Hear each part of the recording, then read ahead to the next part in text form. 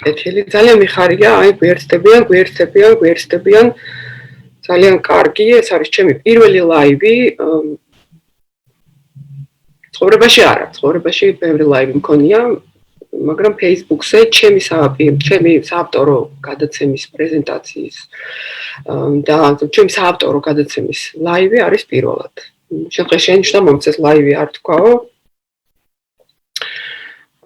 პირდაპირ ჩართვა, უბრალოდ ონლაინ, რაკეს ონლაინ მაუწყებლობა, გადაწყვეტე რომ პირდაპირ ჩართვას აქ ლაივი ვუწოდო და პირდაპირ ჩართვა დარჩეს ტელევიზიებისთვის. როგორც გენებთ, პირდაპირ ჩართვა ლაივი. დიდი მადლობა რომ მიეცდებიან, აი მეგობრები, ათესავები, უბრალოდ Facebook-ის მომხმარებლები, followerები, ვინც დაინტერესებულია ჩემი პროექტით, ძალიან დიდი მადლობა. მიხარია. ვიმედოვნებ კარგად ისმის. ნერვიულობ ბოდიში.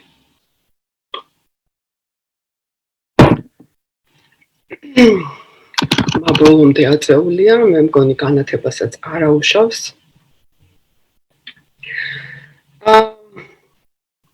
ძალიან კარგი ხედავ, დიახ, რომ უყურებთ. კიდევ აი სულ რამოდენიმე წამი თქვენი ნებართვით.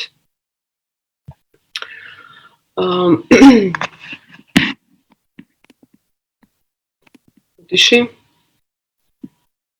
არა, მიკროფონი წესრიგშია. აზომ ამკითხა რაღაცა. ძალიან კარგი. კეთილი, ანუ მე მაშინ უბრალოდ დავიწყებ საუბარს, უბრალოდ რაღაცებსთან პარალელურად გავიმეორებ. მაშასე მე მინდა წარმოგიდგინოთ ჩემი საავტორო პროგრამა სახელწოდებით კობერიძე ონლაინ, რომელიც ვიდეო არხის სახით უკვე არსებობს YouTube-ზე თითქმის 4-5 კვირა, თვეზე მეტია. ეს არის ჩემი დამოუკიდებელი პროექტი, მისი ავტორი, იდეის ავტორი და მის განხორციელებაზე მუშაობ მხოლოდ მე, ჟურნალისტი ნათია კობერიძე. იქ თქვენ შეგიძლიათ უკვე ნახოთ დაახლოებით 16 თუ 17 ვიდეო, რომელიც ამ ხნის განმავლობაში მე ჩავწერე. ყველა ეს ვიდეო ასევე განთავსებულია ჩემს Facebook გვერდზე, საჯარო გვერდზე, კობერიძე ონლაინ, იგივე სახელი აქვს, კობერიძე ონლაინ ლათინურად. და ეს გვერდი ცხადი არსებობს ჩემი YouTube ვიდეო არხის მხარდაჭერისთვის, საინფორმაციო მხარდაჭერისთვის და კიდევ რაღაც დისკუსიის, კიდევ დამატებითი სივრცეა ჩემი პროექტის ფარგლებში ცხადია. კობერიძე ონლაინ გახლავთ დამოუკიდებელი ჟურნალისტური პროექტი, რომლის მიზანია საქართველოს და მისი პარტნიორ ქვეყნებში, საქართველოში და მის პარტნიორ ქვეყნებში მიმდინარე მოვლენების შესახებ დისკუსია და მთავარი მიმართულება ეს არის ჩვენი პარტნიორ ქვეყნების თავისუფლება, დემოკრატიული განვითარება, ეკონომიკური განვითარება და ამავე დროს სუვერენიტეტი ცხადია. ყველაფერი რაც ამ თემების გარშემო მოხდება, იქნება ჩემი დისკუსიის საგანი. მე შემოგთავაზებთ კვირაში ერთხელ, როგორც მინიმუმ შესაძლებელია ხანდახან უფრო მეტჯერაც ჩემს ლაივ ჩართვებს და დიდი მადლობა წარმატებას მისურვებს მე მარგალიტეზე, დიდი მადლობა. მე შემოგთავაზებთ ჩემს Facebook ჩართვებს, სადაც ვიდეოებსაც განვიხილავთ, რომელსაც მე ამასობაში გავაკეთებ. და იქ იქნება ალბათ სადისკუსიო თემები და ასევე სხვა ნებისმიერ მოვლენას, რომელსაც ადგილი იქნება ამ დროისათვის, მე ვეცდები ასევე ჩემი დამოუკიდებელი ჟურნალისტური სხვა ნამუშევრები, რაღაც გამოკვლევები, რაღაც მიგნებები, ანალიზები შემოგთავაზოთ და ვიმედოვნებ, რომ ესეც იქნება თქვენთვის საინტერესო და მე ველოდები თქვენგან გამოხმაურებას. ჩემსა და თქვენ შორის ძალიან მცირე მანძილია, მე არ მიცავს ამ შემთხვევაში კოლექტივი, ან სარედაქციო პოლიტიკა არც მსგავსს პრინციპში ეს და კარგია და არ მიცავს ეკრანი, ჩვენ შეგვიძლია ესეთი უშუალო ინტერაქცია, განსაკუთრებით ჩართვების დროს, მე ვლაპარაკობ და თქვენ აქვე შეგიძლიათ დამიბრუნოთ მე შეფასება, კრიტიკა, მოგნებოთ ლანცვა, როგორც გენებოთ. და დიდი მადლობა ცხადია წინასწარ იმისთვის, რომ იჩენთ ყურადღებას ჩემი პროექტისადმი. მოკლედ გითხრათ თქმა მინდოდა კიდევ. უბრალოდ მოკლედ წარმოგიდგენთ, ჩემ თავს მე ვარ ჟურნალისტი. ნათია კობერიძე ტელევიზიაში სადღაც 20 მეტი წლის მუშაობის გამოცდილებით მუშაობდი თითქმის ყველა ნაციონალური მასშტაბით მაუწყებელი ქართული არქივისთვის, მუშაობდი როგორც ჟურნალისტად, წამყვანად, ასევე პროდიუსერად. ბოლო დროს დროდადრო აქვეყნებ სტატიებს უცხოური მედიისთვის, რუსულად, ინგლისურად. და სხვათა შორის ჩემი ამ პროექტის ფარგლებშიც მით უმეტეს რომ მე ვცდილობ რომ ჩემი გადაცემა მეწუნებოდეს არა მარტო საქართველოს, არამედ ჩვენი პარტნიორი ქვეყნების შესახებ ინფორმაციას და მოვლენებსაც, ამიტომ დროდადრო მექნება ინტერვიუები რუსულადაც და ინგლისურადაც, ცხადია ქართული ტიტრებით. უკვე მაქვს რამდენიმე რუსული ინტერვიუ და ბოლო ინტერვიუ ასევე რუსულია, რომელსაც პირველად დავადე ქართული ტიტრები, ძალიან შრომატევადია, ცოტა მეტ დროს ითხოვს და ამიტომ წინა ვიდეოებზე დიდი ბოდიში არ არის ქართული ტიტრები, არის მხოლოდ რუსული, რამდენიმე რუსული ვიდეო, იქნება ინგლისური ვიდეოებიც თემატიკიდან და თემების აქტუალობიდან გამომდინარე. რატომ გამიჩნდა ამ პროექტის კეთების იდეა და საქმე იმაში გახლავთ, რომ დიდი ხანია ზოგადად მინდოდა მქონოდა დამოუკიდებელი პროექტი. მოგეხსენებათ 3 თვე ჩვენ ყველანი მთელი მსოფლიო ფაქტობრივად ვიყავით ეპიდემიის გამო ჩავიკეტეთ, იყო ლოკდაუნი და ეს აღმოჩნდა დრო იმისთვის რომ ცხადია ყოველს ძალიან გაგვიჭირდა, იყო ეს ძალიან სტრესული. მაგრამ ამავე დროს ჰქონდა დრო მეტი ფიქრის და ისეთი რამეების კეთებისაც, ისთვისაც აი გაქანებულ ცხოვრებაში მანამდე არ ჰქონდა ამის შესაძლებლობა, ამიტომ მე ასე ვთქვათ, რომ ვიხელთე და გავაკეთე ეს ჩემი პროექტი, რომელსაც რაგი მარტო ვაკეთებ, მოითხოვს ძალიან დიდ დროს და ძალიან დიდ ენერგიას. და გავაკეთე ჩემი პროექტი კობერიძე ონლაინ, ეს გახლავთ კიდევ ერთხელ ვიმეორებ, ვიდეო არხი YouTube-ზე ზუსტად ასეთი სახელით, კობერიძე ონლაინ, ლათინურად და მე გთხოვთ, რომ გამოიწეროთ ჩემი არხი, ანუ შეხვიდეთ თქვენს YouTube ანგარიში, აკაუნტში, თქვენი იმეილით და მხოლოდ ამის შემდეგ არის შესაძლებელი რომ გამოიწეროთ, იქ არის ესეთი გამოსაწერი, განიერი ღილაკი, რომელსაც ინგლისურად დაწერა subscribe, რუსულად დაწერა подпишитесь, ქართულად გამოიწერეთ და იმასთან დააჭიროთ, იმიტომ რომ გამომწერების რაოდენობა განაპირობებს ჩემი პროექტის წარმატებას YouTube-ზე. YouTube-ი ითვლის გამომწერების რაოდენობას და ამის შემდეგ ისაკეთებს, მოკლედ, ყველა benefits შემდეგ თავაზობს, რაც გამომწერების გარკვეული რაოდენობა გროვდება და მე ვიმედოვნებ, რომ მექნება თქვენგან სწორედ ამისთვის მხარდაჭერა.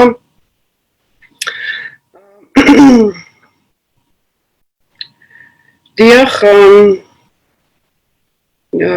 მე მოგეთ როგორც მოგხსენეთ, დიდი ხანი ვეძებდი შესაძლებლობას რომ მქონდა დამოუკიდებელი პროექტი. დამოუკიდებელში რაც გულისხმობ, ახლა მოგახსენებთ. დამოუკიდებელი უპირველეს ყოვლისა კლასიკური გაგებით დამოუკიდებელი პროექტი ნიშნავს ხელისუფლების გავლენისგან დამოუკიდებელ მედიას. ნებისმიერი მედია, რომელიც არ განიცდის ხელისუფლების ეწოლას ან არ მუშაობს თავად ხელისუფლების ინტერესში, მიუხედავად მისი აფილირებისა საზოგადოების ნებისმიერ ჯგუფთან, ეს ითვლება დამოუკიდებელ მედიად. ჩემ შემთხვევაში დამოუკიდებლობის ხარისხი კიდევ უფრო მეტია, მე არც ერთ ჯგუფთან აფილირება არ მაქვს, ეს არის მხოლოდ ჩემი პირადი დამოუკიდებელი პროექტი, რომელშიც ცხადია იმუშავებ ჩემი შეხედულებების, ჩემი პროფესიული სინდისის, ჩემი გამოცდილების და ჩემი ფასეულობების თანახმად. და ამისთვის ეს კარგი შესაძლებლობაა, იმიტომ რომ იგივე ნებისმიერი სამსახური მედიაში, ეს ნიშნავს პასუხისმგებლობასაც სარედაქციო პოლიტიკასთან, რაც თავისთავად ცუდი არ არის, მაგრამ აქ მეტი შესაძლებლობაა, მეტი თავისუფლებაა. ამისთვის ძალიან დიდი მადლობა სოციალურ ქსელებს, როგორც YouTube-ს, ასევე Facebook-ს ხათია, მისպես Pixels, სადაც შესაძლებელია ონლაინ მაუწყებლობა. დამოუკიდებლად.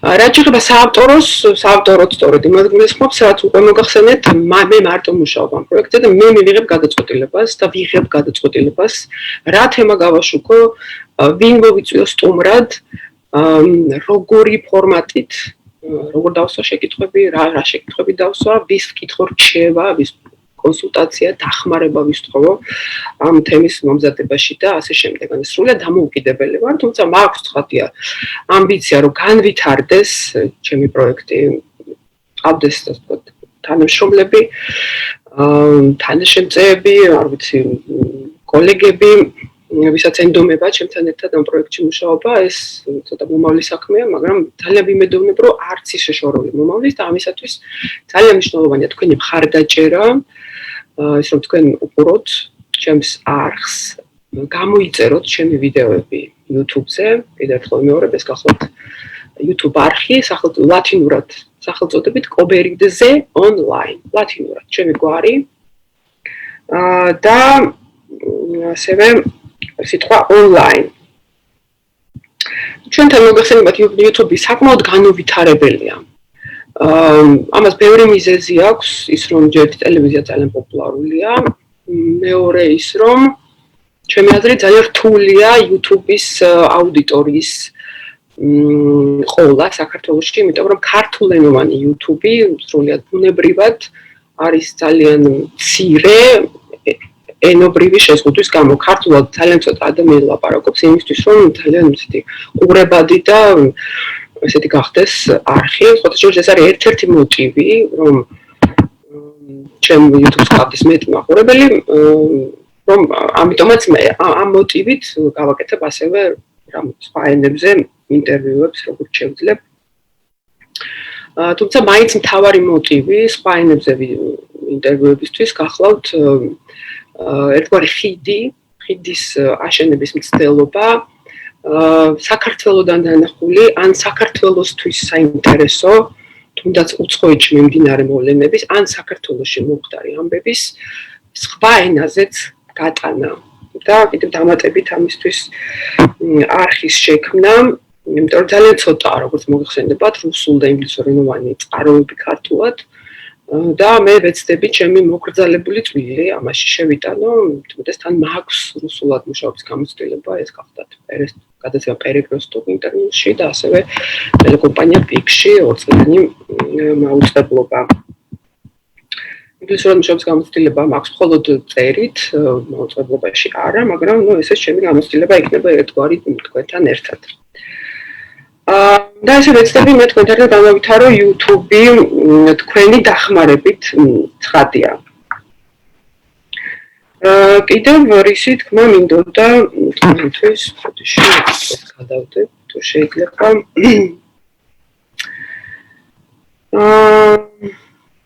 მე მივესალმები ნებისმიერ შეკითხვას, ცხადია, კრიტიკას, თქვენს მიერ გამოთქმულ აზრს. ჩემთვის წითელი ხაზი მაუწყებლობაში გადის მხოლოდ იქ, სადაც ვრცელდება დეზინფორმაცია, რომელსაც აქტიურად ახორციელებს მოგახსენებათ ეს ძალიან გავრცელებული ფორმაა ბოლო დროს ურთიერთობის და მას აქტიურად იყენებენ ხელისუფლებები, მათ შორის ჩვენი, განსაკუთრებით რუსეთის მთავრობა, ის აქტიურად იბრძვის სწორედ დეზინფორმაციით ოპონენტების წინააღმდეგ, ასე რომ მე მივხვდეთ იმისა, რომ სულ ახალი დაწყებული მაქვს ეს პროექტი და ჩემი გვერდი Facebook-ზე, კობერიძე online საჯარო გვერდის უგუშინ გავააქტიურე, უკვე ვიყავი ტროლების ინტერესის საგანი, როგორც ჩანს ეს გაგრძელდება, ეს არის ერთ-ერთი რისკი, რომელიც შეიძლება შეუშალოს ხელი ზოგადად მუშაობას და რაღაც არასასიამოვნო ატმოსფეროს შექმნას, მაგრამ უკვე ცნობილია ამ ტროლებთან ბრძოლის მეთოდების, მეც მაქვს ეს გარკვეული გამოცდილება და ცოდნა ამის შესახებ. და არ გვეშინია, პატიცო ტროლებო თქვენი, მოგზავნეთ, უგნებოთ და ან დაგელაპარაკებით, იმიტომ რომ ტროლებიც რაღაც აზრს გამოხატავენ, კი ბატონო, ან უბრალოდ შეგიზღუდავთ ურთიერთობაზე, ერთადერთი, რასაც მე შევზღუდავ ჩემს არხებზე, ანუ დეზინფორმაციის გავრცელებას და ტროლების მავნე აქტივობას. მამნე აქტივობა გულისხმობს უპირველეს ყოვლისა დეზინფორმაციას. არანაირი კრიტიკა, არანაირი ლანჩხვა არ შეეზღუდება არანაირად. მათ შორის ჩემი პირადი ამაზეც მაქვს იმუნიტეტი, მაქვს გამოცდილება ჩემი კრიტიკის გადახარშვის, ასე რომ მოგზანდით კი ბატონო. როგორც გენებოთ სიამოვნებით პირიქით მომისმენდა, დავეკითხავ თქვენს კრიტიკას. აი ველოდები ახლა ლაივის პროცესშიც თუ რაიმეს მომწერთ, მაგრამ ჯერჯერობით მხოლოდ წარმატებებს მისურვებენ, რაც მე ძალიან მიხარია, ცხადია, ძალიან მომხნევებს. დიახ. ეხმაურებიან, ძალიან დიდი მადლობა. დიახ, ჩემს გაუწყლობა ჯერჯერობით აქვს ონლაინ ინტერვიუების სახე, რომელსაც მე ონლაინ რეჟიმში ვწერ, თუმცა ჩემი მიზანია ცხადია, რომ პროექტი გაფართოვდეს და უფრო ესეთი მასშტაბური ნამუშევრები შემოგთავაზოთ, მათ შორის გადაღებული ვიდეოები, რეპორტაჟების სახით. და ასევე სწორედ Facebook-ზე, განსაკუთრებით Facebook-ზე, თქვენი აქტივობების მიხედვით, მე ასევე ვეცდები, რომ განსაზღვრო ხოლმე ინტერესის სფერო, რაზეც შეიძლება რომ მომზადო ვიდეო, თუმცა უმეტესად რა თქმა უნდა მე მაქვს ჩემი საავტორო მიზნები და ჩემი საავტორო შეხედულებები იმაზე თუ რა ხდება გარშემო და რაზე მოგიმზადოთ თქვენ, ან ვისთან მოგიმზადოთ თქვენ ინტერვიუ. ვეცდები გაჩვენოთ ისეთი ადამიანები, რომლებსაც ხშირად არ ხედავთ ტელევიზიით, ეს არის ერთ-ერთი მიზანი, იმიტომ რომ არიან ისეთი საინტერესო ადამიანები, რომლებსაც ხშირად ვერ შეხვდებით. თუმცა თვითმიზანი არ არის ცხადია. უბრალოდ მე ვხედავ ასეთ ადამიანებს, რომლებიც არიან საინტერესო და ესენი ნაკლებად ჩანო ტელევიზიით.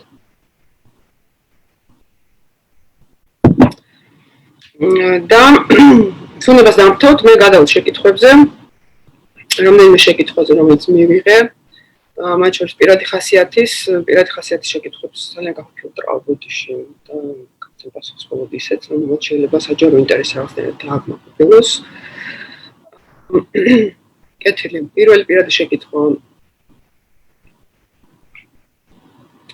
დიახ, აი მედიასამიტეტ წელს კარგია რომ მარტო ქართულად არ იქნება და უფრო მეტი მაყურებელი ნახავს დიახ გეთანხმებით.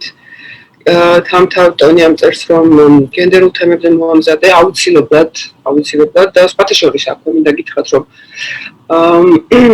თქვენ შეგიძლიათ უკვე ნახოთ ჩემი ვიდეოები რომლებიც არის მომზადებული სხვა თემაზე მათ შორის ქალების პრობლემებზე ძალიან საინტერესო ინტერვიუ მქონდა ბატონ რომან გოცირიძესთან ის ტექს ჩემს არხზე, ჩემს Facebook გვერდზეც, Facebook-ის ჩემს საჯარო გვერდზე სახელწოდებით გობერიძე ონლაინ.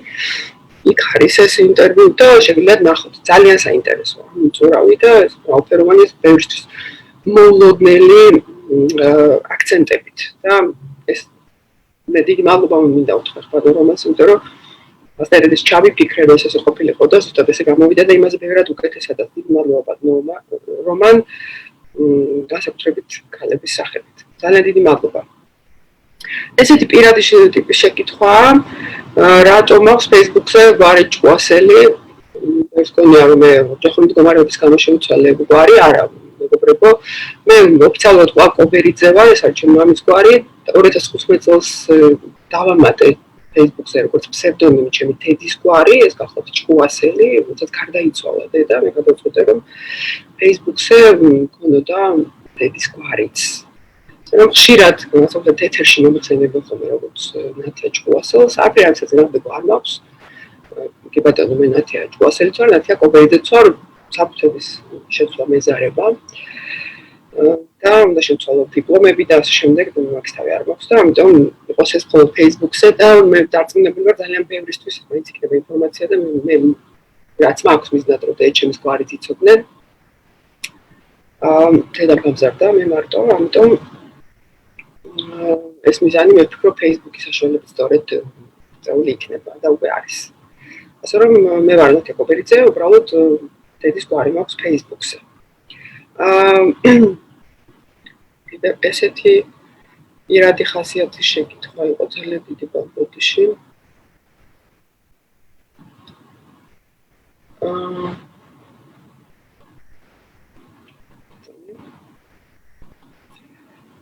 ხორატონ შოუ ტელევიზიაში, ну, თაყვანისად ვიმუშავე, მე ვერ ვიმუშავებ თავრობის მიერ კონტროლირება ტელევიზიაში, სამსახური ტელევიზიის დიდი ნაწილი ასეთია. შეხება სხვა ტელევიზიებს, იქ კონკურსი ცხადდება მხოლოდ რიგითი დამწყები ჟურნალისტებისთვის, აღარ ვარ დამწყები ჟურნალისტი, თორემ სიამოვნებით მივიღებდი კონკურსში მონაწილეობას, სხვა კონკურსები არ ცხადდება. კონკურსის გარეშე როგორ დავიწყოთ მუშაობა, მე არ ვიცი, ესეთი გზა არ ვიცი. просто მიუხედავად ცნობისა, მე არ გამოცი. კეთილი. და კიდევ მოკლედ პირად ხასიათის მე ვფიქრობ სხვა შეკითხები. ნაკლებად საინტერესოა. არ მიმაჩნია საჭიროდ რომ აინდა მომეცი პასუხი. კეთილი.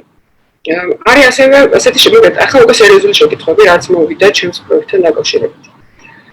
რატომ ჩავწერე არკადი ბაბჩენკო? ჩემი ბოლო ვიდეო გახლავთ ინტერვიუ კრემლის მიერ დევნილ უკრაინელ ჟურნალისტთან, რომელიც წარმოშობით რუსეთიდანაა, გახლავთ არკადი ბაბჩენკო.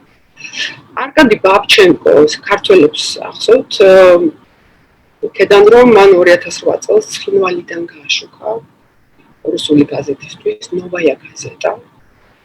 ამ გაზეთისთვის გააშუქა ნიფომის მიმდინარეობა და ქართულ საზოგადოებას სამართლიანად იყო გაღიზიანებული იმით, რომ ბაბჩენკო ფაქტობრივად იმეორებდა კრემლის პროპაგანდას, რომ საქართველო დაესხა წინარი ცხინვალს ბრჭყალებში და რომ საქართველო იყო დამნაშავე ამ ომის დაწყებაში და ასე შემდეგ.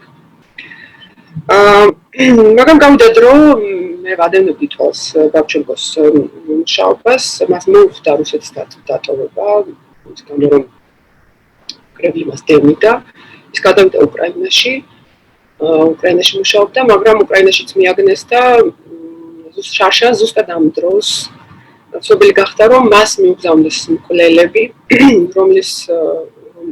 რომელთა მიზანი იყო ბაბჩენკოს განადგურება.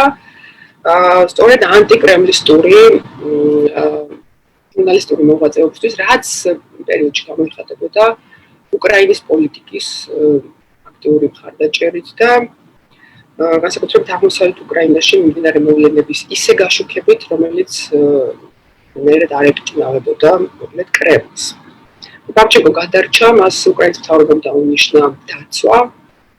მოგვიანებით მას უკრაინის დატოვებაც მოუხდა, სხვათაშორის რატომ თქვენ შეგიძლიათ ეს ნახოთ ინტერვიუში, მოისმინოთ, ან წაიკითხოთ დიდი ქართული ლიტერატურის საშუალებით. ძალიან საინტერესო ტყვება ბაბჩენკო იმ შესახებ, თუ რატომ შეიცვალა აზრი, მან შეიცვალა აზრი, მკვეთრად შეიცვალა 80 გრადუსით. სულად გადააფასა კრემლის მოქმედება, ალბათ უკრაინაში იმიტომ წავიდა. და თქვენ მოისმენთ, რატომ შეცვალა მან თავისი აზრი 2008 წლის რუსეთ-საქართველოს ომის შესახებ.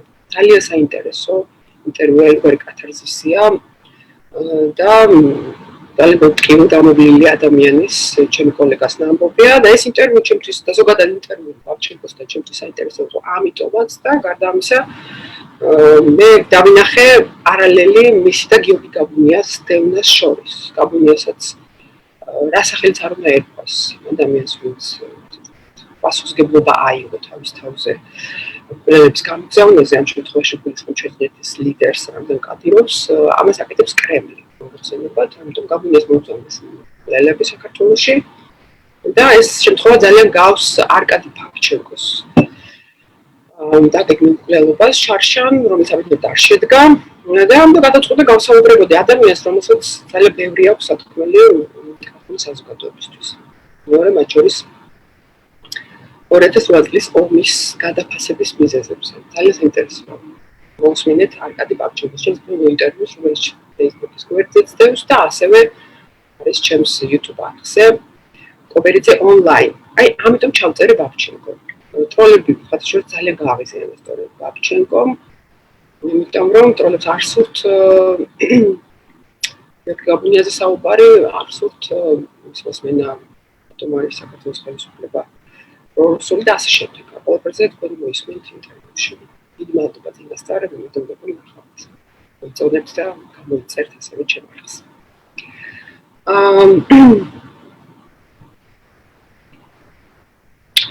აი ზურა კოდალაშვილმა ჩემო კოლეგამ ზურა გამარჯობა მადლობა დიახ არ ვიცი მე შემიძლია ალბათ თქვა დიახ რომ არკადი ბაბჩენკო ამჟამად ცხოვრობს ისრაელში ისრაელს აფარებს თავს აი როგორც ცხოვრობს იქ დევნილობაში მყოფი რამდენად დევნილი კრემლის მედევნილი ჟურნალისტი თქვენ ამას ნახავთ და მოისმენთ ინტერვიუში ეს ძალიან საინტერესოა მე ვსურვებ უსაფრთხოებას არკადისაც, გიორგისაც, ყველა ჟურნალისტს, ვისაც რეჟიმები დევნიან. მადლობა ზურა. თამარა ციციშვილმა მომწერა ასეთი შეკითხვა, რას ფიქრობ გიორგი რურუას გათავისუფლების პერსპექტივაზე. გიორგი რურუა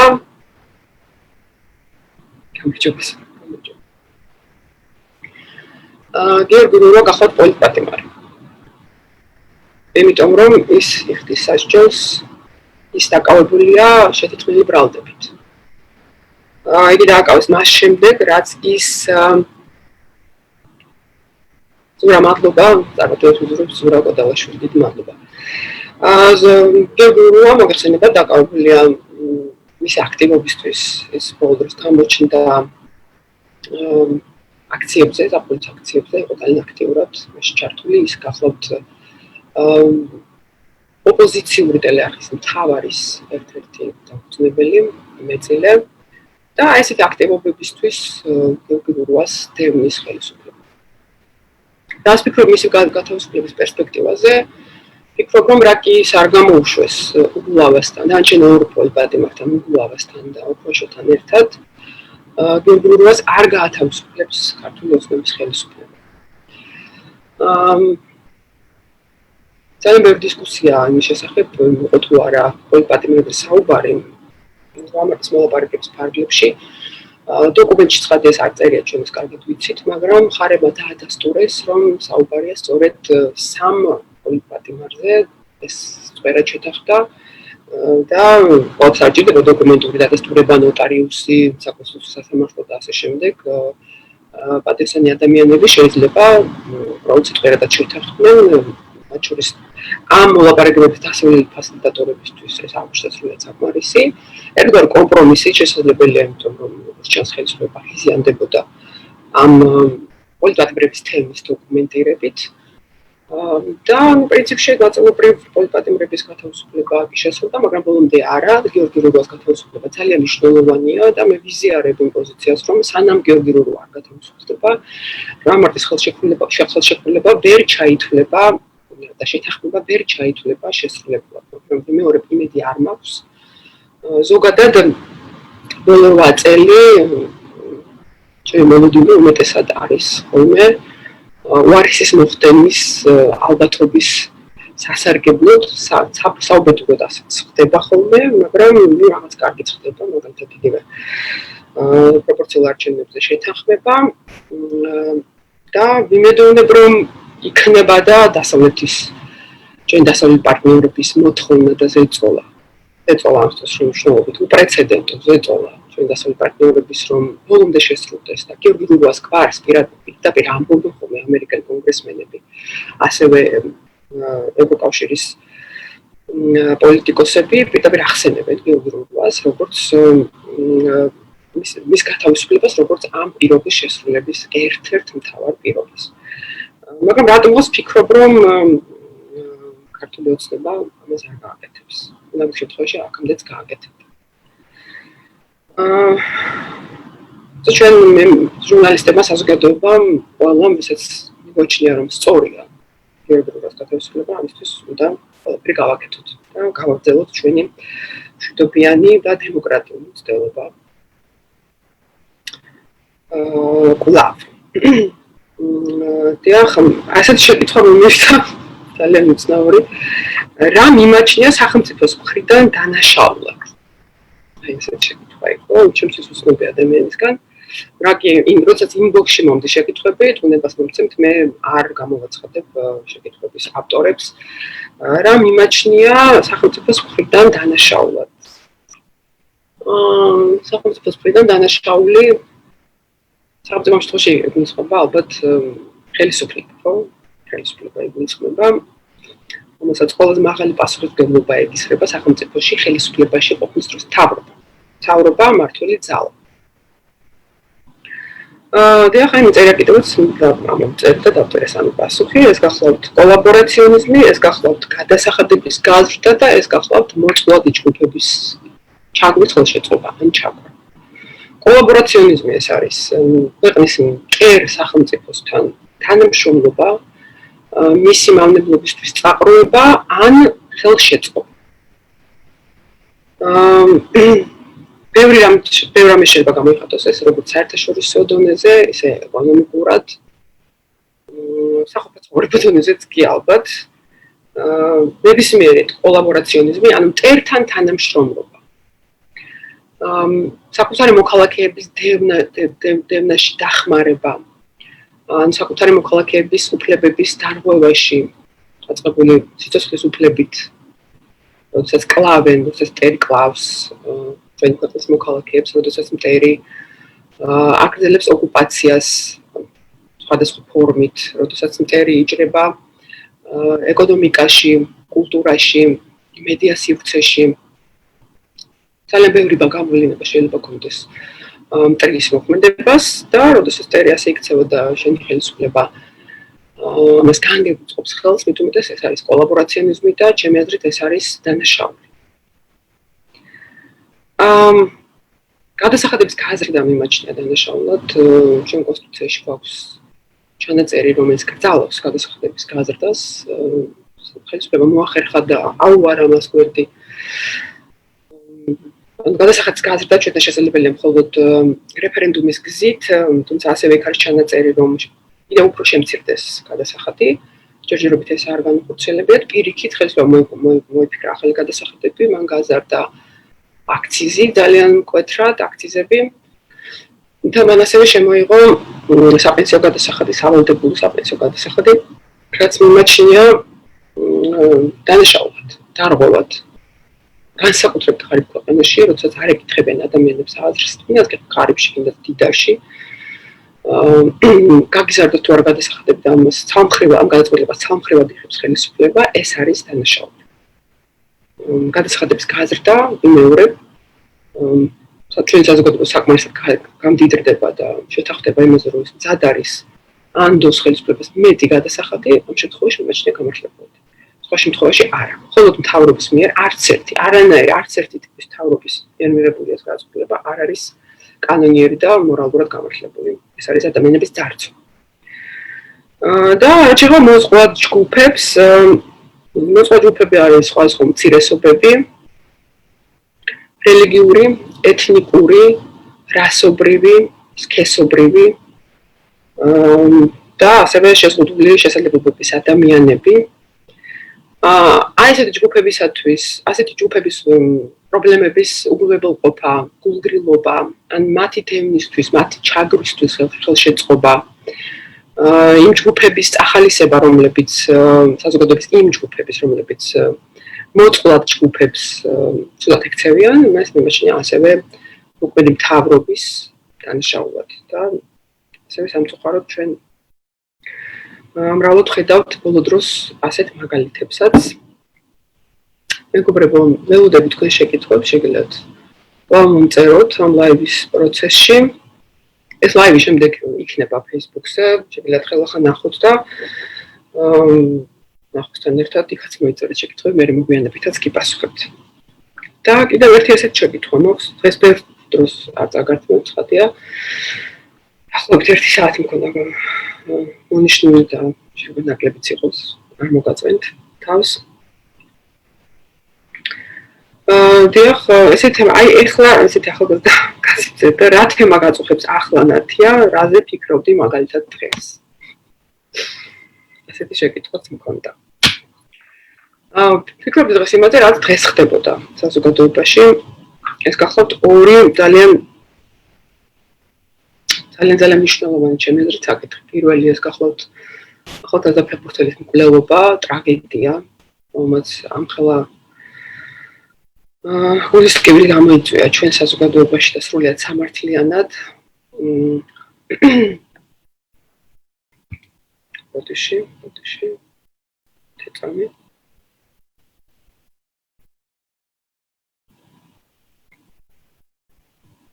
ბოდიში ახლა მეკითხებიან რა სიხშირით გავა ხოლმე ლაივი და რა ქრონომეტრაჟით.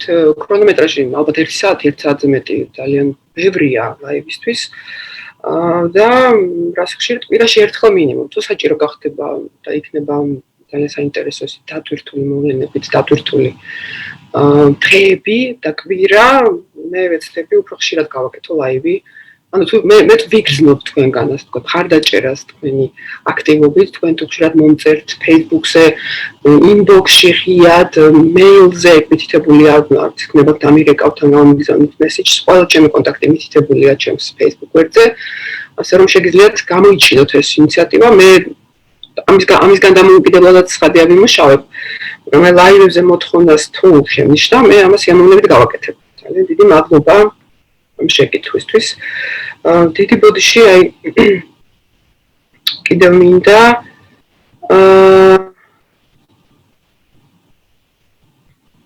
ნახო, ესე იგი დიდი ბოდიში მე მგონი აქ რაღაც შეკითხვა მოვიდა, რომელსაც მე ახლა ვერ ვხედა. დიახ, ეს არის. ნუ არა, რაღაც შეკითხვები, რომელსაც მაშინ მე ცოტა მოგვიანებით გიპასუხებთ. და დავუბრუნდები წერილობით მე ბოლოს შეკითხვას, იგი რა მაწუხებდა დღეს? დიახ, როგორც გითხარით, ეს იყო პირველ რიგში ახალგაზრდა ფეხბურთელის მკვლელობა. ძალიან შემაშფოთებელი, მე მონაწილეობდი რამდენიმე Facebook დისკუსიაში, ვუყურებდი რეპორტაჟებს ამის შესახებ და მოდი იყო ლაპარაკი იმაზე, რომ ეს პირველად არ ხდება, რომ ეს არ უნდა გავუკვირდეს, რომ ეს არის დამახასიათებელი ჩვენი საზოგადოებისთვის. დიახ, მეგობრებო, დამახასიათებელი, ამას არ ვითანხმები, ანუ არ ხდება ესე, რომ მართლა დაიფაროს ეს ხშირად დანაშაულო ახალგაზრდები ერთმანეთს კლავდნენ საბედნიეროდ. და ასეთი რეზონანსული რატომ იყო ბოლო დროს? იმიტომ რომ ამ მოვლენას ჰქონდა გამორჩეული ნიშანი. ის რამაც აღაშფოთა სწორედ საზოგადოების მნიშვნელოვანი ნაწილი. კერძოდ ამ მოვლენას ჰქონდა ესეთი მახასიათებელი, რომ დანაშაული მოხდა, ასე ვთქვათ, ძველბიჭური, ქუჩური გარჩევის შედეგად. ანუ ვთქვათ, ახლა ეს ძველბიჭური და ქუჩურიც არ შეწასულა, მიუხედავად იმისა, რომ ბოლო წლები ჩვენ ქვეყანა ამას ებრძოდა, რაღაც ჩვენ მივახციეთ კიდევაც ჩემი აზრით, ჩვენმა საზოგადოებამ მიაღწია კიდევაც ამაში მნიშვნელოვან გარღვევას. მაგრამ ბოლო დროს, რა ვიცი, მეც დავწერე, ჩვენ მეგობრებმაც აიზიარეს, სხვა სწობით დაწერა, რომ სამწუხაროდ ეს ძველბიჭური, ქუჩური მენტალიტეტი, რაც არის საფუძველი სწორედ კრიმინალური მენტალობის და კრიმინალის გაძლიერების საზოგადოებაში, ეს ძალიან შესამჩნევად იგრძნობა ბოლო დროს. ისე დაიწერა, რომ ამას ხელს უწყობს ხელისუფლება. ეს არ თუ იდევნება, არამედ წახალისებულიც არის ხელისუფლების უმაღლესი პირები. მეგობრობენ კრიმინალებთან, იწონებენ კრიმინალების მოქმედებას, იწონებენ როგორ დევნიან მაგალითად კრიმინალები მათ პოლიტიკურ ოპონენტებს ან ჟურნალისტებს, საზოგადოების იმ ნაწილს, რომელიც მანდამე კრიტიკულად არის გამწყობილი. და როგორც ჩანს, ეს ყველაფერი არის ამის წახალისება. გარდა ამისა არის ძალიან მნიშვნელოვანი კიდევ რაც ხდება ეს, რომ პოლიციის როგორც ინსტიტუტის ავტორიტეტის დაკნინება ხდება. ყველა გამოკითხვა, რომელიც ბოლო დროს ჩვენ გვინახავს საერთაშორისო ინსტიტუტების NDI-ის და IRA-ის თუ CRRC-ის მიერ, აჩვენებს, რომ სამწუხაროდ პოლიციის ავტორიტეტმა დაიკლო. ეს არ არის კარგი, მეგობრებო, ეს პოლიციის მაღალი ავტორიტეტი არანაირად არ ნიშნავს პოლიციურ სახელმწიფოს. პოლიციურ სახელმწიფო ნიშნავს, როცა პოლიცია განაგებს საზოგადოების ცხოვრების მნიშვნელოვან, ასე ვთქვათ, მიმართულებებს, მათ შორის პოლიტიკას, პირველის ყოვლისა. ეს ძალიან ცუდია მაგრამ პოლიციას აქვს პირიქით ასეთ სახელმწიფოში არ აქვს პოლიციას ავტორიტეტი, მაგრამ როდესაც პოლიციას აქვს მაღალი ავტორიტეტი და ნდობა საზოგადოებაში, ეს სწორედ იმას ნიშნავს, რომ პოლიცია ეს არ არის პოლიციური სახელმწიფო და სამწუხაროდ პოლიციის ავტორიტეტი მკვეთრად შემცირდა ბოლო 8 წლის განმავლობაში, ეს ძალიან სამწუხაროა, რაც სწორედ იმაზე მიანიშნებს, რომ შეიძლება ეხლა უფრო არის სწორედ პოლიციური ის რეჟიმი, რომელშიც ჩვენ ვცხოვრობთ. ასე რომ ძალიან მნიშვნელოვანია გარდა იმისა, რომ ერთი ადამიანის და ერთი ოჯახის უმძიმესი ტრაგედიის მოწმე ვართ, ჩვენ ასევე ამ ტრაგედიამ დაგვიდასტურა სწორედ ის, რომ სამართლიანობა, ჩვენი უფლებების დაცვა, სულ უფრო და უფრო ნაკლებად არის გარანტირებული და მეტი გასახანი ეძლევა კრიმინალს ჩვენ ცხოვრებაში, რაც ძალიან სამწუხაროა. ეს არის საფუძველთა საფუძველი საერთოდ სახელმწიფოებრიობის თუ კრიმინალმა ისევე მოიკიდა ფეხი, როგორც ეს იყო 2003 წლამდე, ეს აღარ იქნება შემდგარი სახელმწიფო. ეს იქნება შემდგარი სახელმწიფო. და განვითარებაზე, ეკონომიკაზე, დემოკრატიაზე, ადამიანის უფლებებზე საერთოდ აღარ იქნება საუბარი. სამწუხაროდ, იმედია ასე არ მოხდება. და მეორე, რამაც მე ძალიან შემაშფოთა და დღეს ამის შესახებ ბევრი რამ წავიკითხე და ამაზე ვფიქრობდი, ეს გახლავთ თბილისის მერის კახი კალაძის მიერ მოწყობილი გუშინდელი ლაივი, ძალიან გამომწვევი. დამოუკიდებელი, აი სწორედ იმ კრიტერიუმი დამოუკიდებელი, რაც მე მოგახსენეთ, ანუ ხელისუფლების გავლენისგან დამოუკიდებელი მედიების წინააღმდეგ დაწყებული კამპანია. კახი კალაძეს არ მოწონს არც ერთი ის მედია, რომელსაც მიუცია თავისთვის უფლება და გაუკრიტიკებია თბილისის მერიის და პირადად მისი მუშაობა. ასეთ მედიებს ის უწოდებს ყალბი ამბების გამავრცელებას, fake news-ებს და საზოგადოების ნაწილის, როგორც ჩანს, რაღაც დაგეშვასაც უწყობს ხელს მედიების და ამ მედიების წარმომადგენელი ჟურნალისტების წინააღმდეგ, რაც ხელისუფლებისთვის ძალიან უღირსაქციელია. და პირიქით, როდესაც ხელისუფლება ასე რეაგირებს მედიაზე, ეს მიანიშნებს სწორედ იმას, რომ ეს მედიები მუშაობენ სწორად. საერთოდ როგორც არ უნდა მუშაობდეს მედია, თუ ის არ აღწელებს სიყალბეს. ნებისმიერ მედიას, ნებისმიერი ფორმით არსებობის და მაუწყებლობის უფლება აქვს. კანონი მედიის შესახებ საქართველოში სწორედ ამას მიანიშნებს, ამის გარშემო არსებობს, მოგეხსენებათ, ის ერთ-ერთი ყველაზე თავისუფალი კანონია, რაც კი მსოფლიოში არსებობს. ეს კანონი თორსტები 2005 წელს იყო მიღებული. და სწორედ ამ მედიის შესახებ კანონის ფარგლებში ჩვენს ქვეყანაში ჩვენ გვაქვს ამის ფუფუნება, რომ გქონდეს ყველა სახის მედია. მაგრამ როგორც ჩანს, ბატონ კალაძეს მიაჩნია, რომ დაიდევნებოდეს მედია, რომელიც მას აკრიტიკებს ან მის პარტიას, ან მის საქმიანობას, ან მისი სამსახურის საქმიანობას. ეს ძალიან შემაშფოთებელია, მით უმეტეს, რომ ეს ყველაფერი დაემთხვა სუსის მიერ პოლიტიკოსების და ბლოგერების დაბარებას და სუსმა დღეს მოსთხოვა პასუხი. ხატო სამიწეს დინაჭელიძეს ალბათ შეიძლება სხვებსაც დაიბარებენ იმისთვის, რომ მათ უბრალოდ შეკითხვები დასვეს ამშობლობა აქ რა თემასთან დაკავშირებით. ნებისმიერ თემასთან დაკავშირებით. ადამიანები გამოხატვის თავისუფლებისთვის, ის რომ მათ დასვეს შეკითხვები საჯარო სივრცეში, ამისთვის დაიბარა სუსმა და მოგეხსენებათ, რომ დაბარება უპირველეს ყოვლისა დაშინების მოტივით ხდება. მე ვიმედო უნივერსიტეტის და ვერც სამიძეს სუსი ასეთ დაბარებით ვერ შეაშინებს და ბევრს. მაგრამ ფაქტია, რომ სუსი ცდილობს. ამას ცდილობს. მაგალითად, ახლა ჩემი მაუწყებლობაც შეიძლება სუსისთვის ძალიან საინტერესო გახდეს და ხო, დამიბარებენ. მე ჯერ მიმეჩნია, რომ არ უნდა მივიდე და არ უნდა ველაპარაკო სუსს იმის გამო, რაზეც არ ვარ პასუხისმგებელი მათ წინაშე.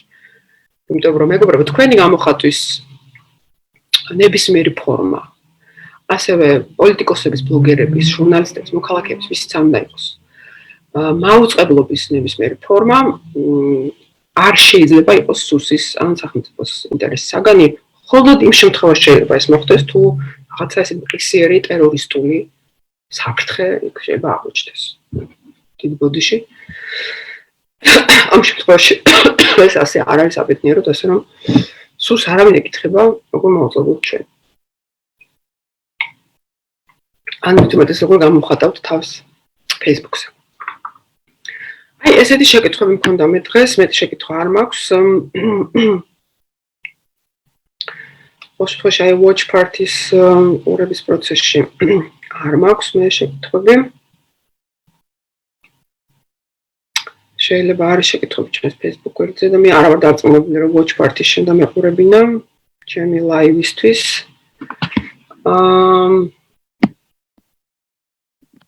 ერთი წამი, ბოდიში.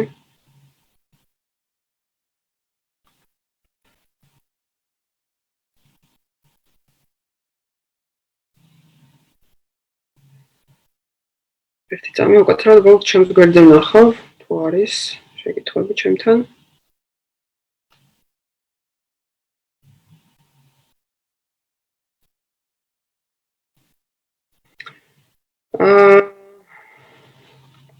დიახ, აი მივაგენი შეკითხვებს, დიახ. დიდი მადლობა, რომ ხმას ისმოდა, რომ მიყურებდით, რომ ამხნევებდით, ძალიან დიდი მადლობა წარმატებებისთვის. სულიკო მამუკაშვილი, დავით ყიდაშელი, გვანცა მოგასაშვილი, ელენე, მაისურაძე, დიახ, გვანცა, გაგა გობრონიძე და სხვები. დიდი მადლობა მეგობრებო, რომ უყურებდით. არა სულიკო არ ვაპირებ პოლიტიკაში წასვლას. ესე რომ დიდი მადლობა რომ მომიწოდებთ, მაგრამ არ ვაპირებ პოლიტიკაში წასვლას. ასაც ვაკეთებ, ეს მეყვარს სწორედ ეს საქმე. ჟურნალისტიკა არის ჩემი საქმე. დიდი მადლობა ყურადღებისთვის. დიდი მადლობა რომ უყურეთ ჩემს პირველ live ჩართვას, პირდაპირ ჩართვას Facebook-ზე. როგორც მოგახსენეთ, მექნება კიდევ ჩართვები, კვირაში როგორც მინიმუმ ერთხელ, ამის შესახებ წინასწარ შეგატყობინებთ. მე ვფიქრობ, პარასკევი ძალიან კარგი დღეა, სწორედ აი ეს დრო, მანამ სანამ თქვენ დატვირთული სამუშაო კვირის შემდეგ წახვალთ პარასკევის გართობას, პარასკევი დღის გასართობ ღონისძიებებზე, მანამდე მე ვფიქრობ, შეიძლება რომ 1 საათი მე და თქვენ შევაჯამოთ ხოლმე სწორედ კვირის ამბები და მათ შორის გამიხილოთ ჩემი ვიდეოები. მოგისმინოთ თქვენი შეკითხვები, თქვენი კრიტიკა და ვეცდები რომ ამომწურავი პასუხი გაგცეთ. ასე რომ კიდევ ერთხელ მეგობრებო, გთხოვთ გამოიწეროთ ჩემი ვიდეო არხი YouTube-ზე, კობერიძე online. მოიწონოთ ვიდეოები. ასევე მოიწონოთ ჩემი გვერდი, ოფიციალური გვერდი Facebook-ზე, კობერიძე online. მომწეროთ შეკითხვები, როგორც ვიდეოებზე, ვიდეოების ქვეშ ისე პირადად გამიგზავნოთ მეილები, მესიჯები, რა ფორმითაც გენებოთ გქონდეთ ჩემთან კონტაქტი და მე ვეცდები სწორედ ადეკვატური ვიყო თქვენი მოთხოვნების. ძალიან დიდი მადლობა კიდევ ერთხელ თქვენი ყურადღებისთვის და მომავალ შეხვედრამდე.